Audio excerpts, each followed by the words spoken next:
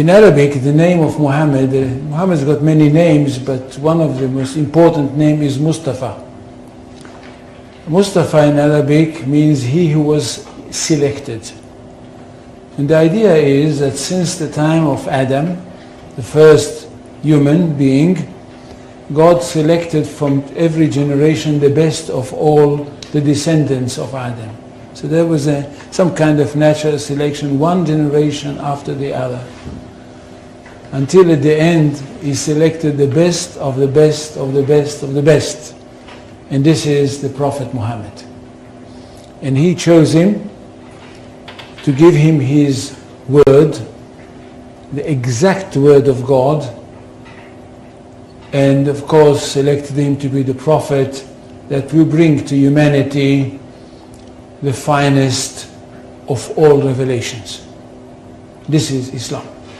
That we are talking about a culture which is highly rich, highly interesting, and highly rewarding. And that's what the most important thing. It's highly rewarding because it basically, for the ordinary person, it's a very, very simple religion. I'm not talking about philosophers, I'm not talking about academicians, I'm not talking about the great theologians, I'm talking about the simple person for whom Islam is the most rewarding of all religions.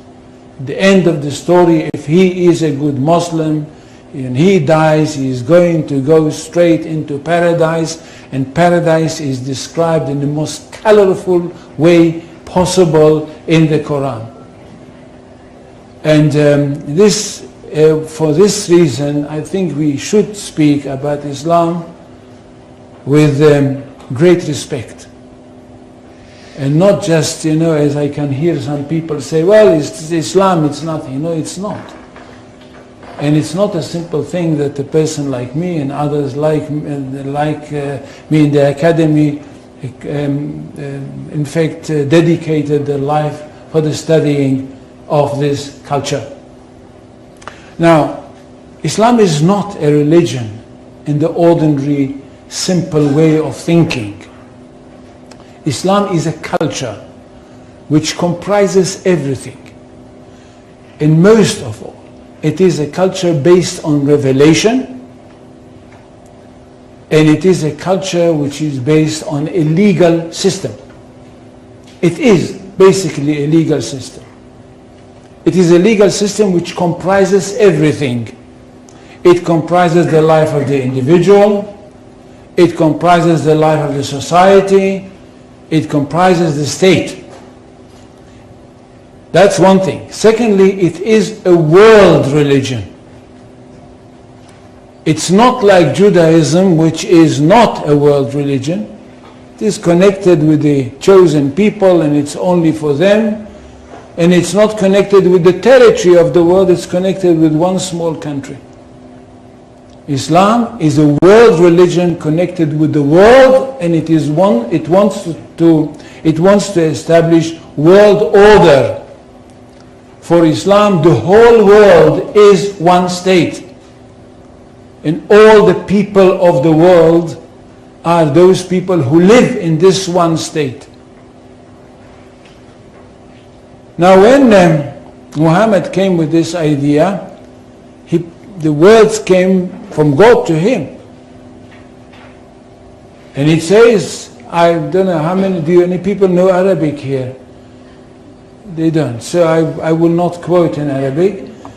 In Surah 61, verses 11-13, we hear that God sent Muhammad with the true religion, with the right message, with the right path, in order that it should overcome all the other religions. Which means that there is only one truth. Jews and Christians, which are called the people of the book, had once their own truth, but they were not a very good custodians, and they falsified their books. That's why Allah had to send another prophet, a modern prophet, that should bring the last word of God and the only word of God to humanity. This is the Quran. Nothing can be superior to it. And because of that, this religion is regarded to be one that stands on top of everything else. In Arabic, they say, Al-Islam ya'lu wa la yu'la alayhi. Islam is superior, nothing can be superior to it. Which means we are talking about not only the final word of God, not only about the finest word of God, but the truest of all revelations. Now what does the community have to do?